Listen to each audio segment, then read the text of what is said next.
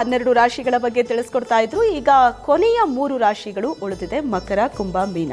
ಈ 3 ರಾಶಿಗಳ ಇಡೀ ವಾರದ ಫಲಾಫಲ ಶಾಸ್ತ್ರ ಗಮನಿಸ್ಬಿಡೋಣ. ಮಕರ ರಾಶಿಯವರಿಗೆ ಹೇಗಿದೆಯಪ್ಪ ಅಂತಂದರೆ ನೋಡಿ, ಭೂಮಿ ವಾಹನ ಸೌಕರ್ಯ ಚೆನ್ನಾಗಿರ್ತದೆ, ಕುಟುಂಬದಲ್ಲಿ ಹಣ ಮಾತಿನ ಗಲಾಟೆಗಳನ್ನು ಕಾಣ್ತೀರಾ, ವೃತ್ತಿಯಲ್ಲಿ ಹಣಕಾಸಿನ ತಗಾದೆಗಳು, ಆರೋಗ್ಯದಲ್ಲಿ ವ್ಯತ್ಯಾಸ, ಸಾಲಬಾಧೆ ಸೂಚಿಸ್ತಾ ಇದೆ. ಇದಕ್ಕೆ ಕಾರಣಗಳು ಕುಜನ ಸಂಚಾರ. ಮುಖ್ಯವಾಗಿ ಕುಟುಂಬ ಸ್ಥಾನದಲ್ಲಿ ಕುಜ ಸಂಚರಿಸ್ತಾ ಇದ್ದರೆ ಕುಜ ವಾಗ್ಘರ್ಷಣೆಯನ್ನು ಉಂಟು ಮಾಡ್ತಾನೆ. ಮಾತಿನ ನಡುವೆ ಘರ್ಷಣೆ ಉಂಟಾದರೆ ಬೆಂಕಿ ಹೊತ್ಕೊಳ್ಳುತ್ತೆ. ಆ ರೀತಿಯಲ್ಲಿ ಕುಟುಂಬದಲ್ಲಿ ಒಂದು ಸ್ವಲ್ಪ ಅಸಮಾಧಾನ ಇತ್ಯಾದಿ ಕಾಣ್ತೀರಾ. ವಿದ್ಯಾರ್ಥಿಗಳಿಗಷ್ಟೇ ಓದೋದು ವಿಷಯ, ಪುಸ್ತಕ ಹಿಡ್ಕೊಂಡು ಹೋಗೋದು, ಆದರೆ ಅಲ್ಲೆಲ್ಲ ಗಲಾಟೆ ಘರ್ಷಣೆ ಇದೇ ಇರ್ತದೆ. ಆ ರೀತಿಯ ಒಂದು ಸಾಧ್ಯತೆ ಇರ್ತದೆ. ಈ ಟ್ಯೂಷನ್ಗೆ ಹೋಗುವಾಗಲೂ ಮಗದೊಂದು ಎಚ್ಚರಿಕೆ ಬೇಕಾಗುತ್ತೆ. ಪಾಪ ಪೋಷಕರಿಗೆ ಬಂದುಬಿಡುತ್ತೆ, ತಲೆನೋವು ಬಂದುಬಿಡುತ್ತೆ. ಆ ರೀತಿಯ ಒಂದು ಸಾಧ್ಯತೆ ಸೂಚಿಸ್ತಾ ಇದೆ. ಹುಷಾರು, ಎಚ್ಚರಿಕೆಯಲ್ಲಿ. ಆದರೆ ಚಂದ್ರ ಚೆನ್ನಾಗಿದ್ದಾನೆ, ಹೀಗಾಗಿ ಸ್ನೇಹಿತರ ಜೊತೆಗೆ ಬಂಧುಗಳ ಸಹಾಯ ಸಹಕಾರಗಳು ಸಿಗುತ್ತೆ, ಅದರಲ್ಲಿ ಸಂಶಯ ಇಲ್ಲ. ಕೃಷಿಕರಿಗೆ ಹೆಚ್ಚಿನ ಅನುಕೂಲ ಇದೆ.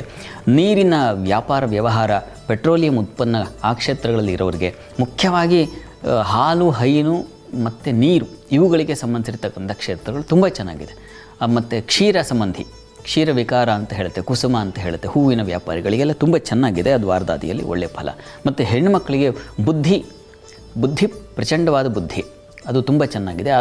ಅದರಿಂದ ನೀವು ಈ ಕಷ್ಟ ಕೋಟಲೆಗಳನ್ನು ದಾಟ್ತೀರ, ಅದರಲ್ಲಿ ಸಂಶಯ ಬೇಡ, ಆತಂಕ ಬೇಡ. ಇನ್ನು ವಾರದ ಅಂತ್ಯ ನೋಡೋಣ.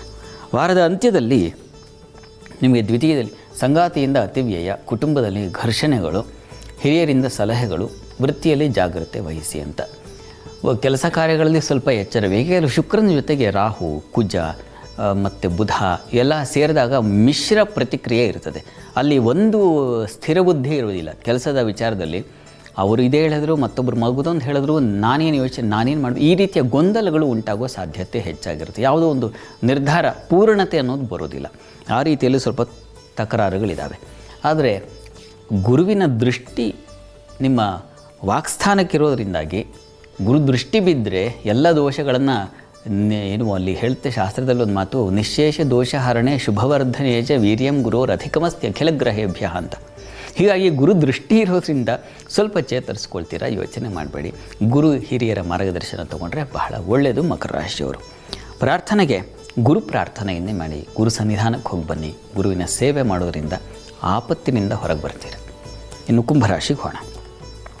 ಕುಂಭರಾಶಿಯವರಿಗೆ ನೋಡಿ, ನಾಳೆಯಿಂದ ಕುಜನ ಸಂಚಾರ ನಿಮಗೆ ಅಲ್ಲಿ ದುಃಖಾರ್ಥೋ ವಿಧನಃ ಅಟನಃ ಅಂತೆಲ್ಲ ಹೇಳುತ್ತೆ. ಮತ್ತು ಅನೃತರತಃ ಅಂತ ಸುಳ್ಳು ಹೇಳಬೇಕಾದ ಪರಿಸ್ಥಿತಿಗಳು ಬಂದುಬಿಡುತ್ತೆ. ಆ ರೀತಿಯ ಒಂದು ಒತ್ತಡ. ಮತ್ತು ಆರೋಗ್ಯದಲ್ಲೂ ಬಾಧೆ, ಚರ್ಮ ಬಾಧೆ, ದಾಂಪತ್ಯದಲ್ಲಿ ಮನಸ್ತಾಪಗಳು, ಸ್ವಲ್ಪ ನಿಮಗೆ ಕ್ಷತತನ ಹೊಂತ ಶರೀರಕ್ಕೆ ಪೆಟ್ಟು ಮಾಡ್ಕೊಳ್ಳೋದು. ಹೆಣ್ಮಕ್ಳು ಅಡುಗೆ ಮನೆಯಲ್ಲಿದ್ದರೆ ಸ್ವಲ್ಪ ಹುಷಾರು, ಗ್ಯಾಸ್ ಸ್ಟವ್ ಮತ್ತೊಂದಲ್ಲೇ ಸಂದರ್ಭದಲ್ಲಿ ಎಚ್ಚರಿಕೆ ವಹಿಸಬೇಕಾಗುತ್ತೆ. ಅಂತೂ ಸ್ವಲ್ಪ ಮಟ್ಟಿಗೆ ಕಿರಿಕಿರಿ ಇದೆ ಈ ವಾರದ ಆದಿಯಲ್ಲಿ. ಆದರೆ ಚಂದ್ರನ ಸಂಚಾರ ಚೆನ್ನಾಗಿರೋದ್ರಿಂದ ಸ್ನೇಹಿತರ ಜೊತೆಗೆ ಹೆಚ್ಚು ಕಾಲ ಹರಣ ಮಾಡ್ತಕ್ಕಂಥದ್ದು, ಮನೆ ಸಾಕಪ್ಪ ಹೊರಗಡೆ ಇರೋಣ ಅಂತ ಆ ರೀತಿಯ ಒಂದು ಸಂದರ್ಭ ಎದುರಾಗುತ್ತೆ. ಸ್ನೇಹಿತರಿಂದ ಸಹಾಯ ಸಹಕಾರ ಸಿಗುತ್ತೆ. ಬಂಧುಗಳೇ ಮಿತ್ರರೋಪಾದಿಯಲ್ಲಿ ವರ್ತನೆ ಮಾಡ್ತಾರೆ. ಕೃಷಿಕರಿಗೆ ತುಂಬ ಚೆನ್ನಾಗಿದೆ.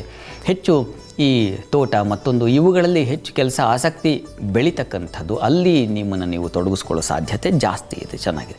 ಆದರೆ ಮಕ್ಕಳ ವಿಚಾರದಲ್ಲಿ ಸ್ವಲ್ಪ ಕಿರಿಕಿರಿ, ಬುದ್ಧಿಯು ಸ್ವಲ್ಪ ಗೊಂದಲದ ವಾತಾವರಣ ಇರ್ತದೆ. ಅದ ಅಥವಾ ಡೈಲಮಾ ಅಂತೀವಲ್ಲ, ಆ ರೀತಿಯ ಸಾಧ್ಯತೆ ಹೆಚ್ಚು ವಾರದ ಆದಿಯಲ್ಲಿ ಕುಂಭರಾಶಿಯವರಿಗೆ.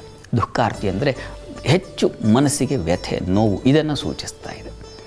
ವಾರದ ಅಂತ್ಯ ನೋಡೋಣ. ವಾರದ ಅಂತ್ಯದಲ್ಲಿ ಚುರುಕು ಬುದ್ಧಿ, ಮನೋಬಲ ಚೆನ್ನಾಗಿರ್ತದೆ. ಉನ್ನತ ಶಿಕ್ಷಣದಲ್ಲಿ ಅನುಕೂಲ. ಸ್ವಲ್ಪ ಗುರುವಾರದವರೆಗೆ ಈ ರೀತಿಯ ತೊಡಕುಗಳು, ಆಮೇಲೆ ತುಂಬ ಚೆನ್ನಾಗಿದೆ. ಅಲ್ಲಿ ಚಂದ್ರನು ಗುರು ಒಟ್ಟಿಗೆ ಸೇರಿಬಿಟ್ಟಾಗ ಬುದ್ಧಿಬಲ ಅದರ ಜೊತೆಗೆ ದೈವಬಲ ಎರಡೂ ಸೇರಿಬಿಡುತ್ತೆ. ತುಂಬ ಚೆನ್ನಾಗಿದೆ, ಹೆಚ್ಚಿನ ಅನುಕೂಲ ಕಾಣ್ತೀರಾ. ಸಾಲ ನಿವಾರಣೆ ದಾರಿ ಸಿಗ್ತಕ್ಕಂಥದ್ದು. ಆರೋಗ್ಯ ಮಾತ್ರ ಸ್ವಲ್ಪ ವ್ಯತ್ಯಾಸ ಇರುತ್ತದೆ. ಶಿರೋಬಾಧೆ ಮತ್ತು ಮುಖ್ಯವಾಗಿ ಕಣ್ಣಿಗೆ ಸಂಬಂಧಿಸಿರ್ತಕ್ಕಂಥ ತೊಡಕುಗಳು ಇದನ್ನು ಸೂಚಿಸ್ತಾ ಇದೆ.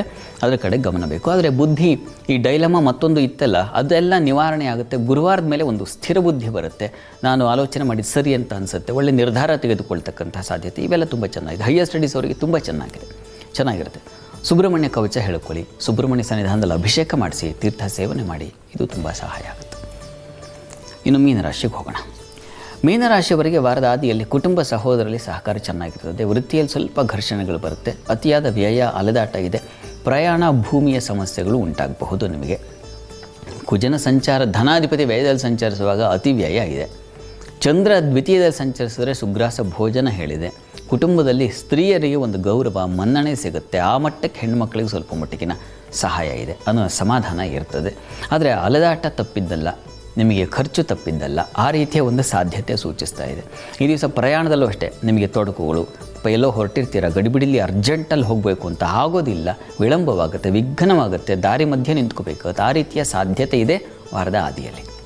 ಗಮನ ಇರಲಿ, ಶಾಂತವಾಗಿರಬೇಕು. ಸಂದರ್ಭ ಏನು ಈಗ ನೋಡಿ, ಬೆಂಗಳೂರಿನ ಆದ್ಯಂತ ರಸ್ತೆಗಳಿಗೆ ಕಿತ್ತಾಕಿದ್ದಾರೆ.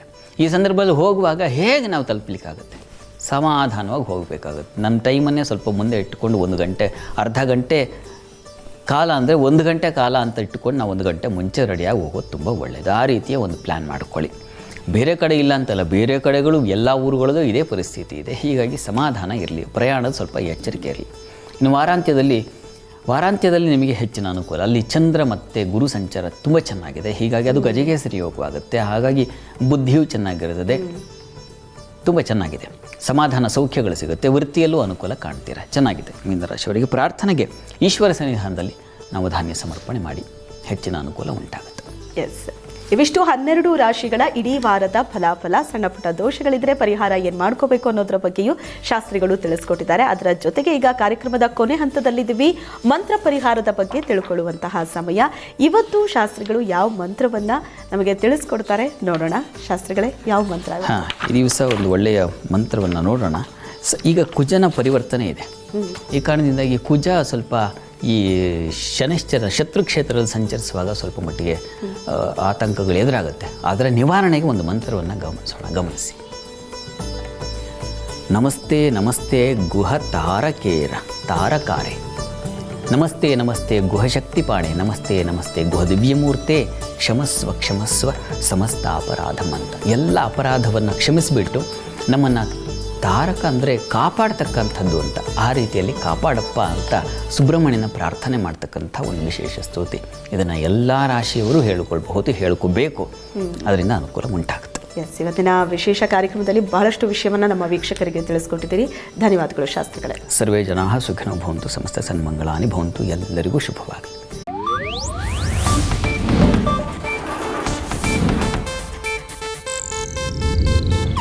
ಇದು ಏಷ್ಯಾನೆಟ್ ನ್ಯೂಸ್ ನೆಟ್ವರ್ಕ್ ಪ್ರಸ್ತುತಿ.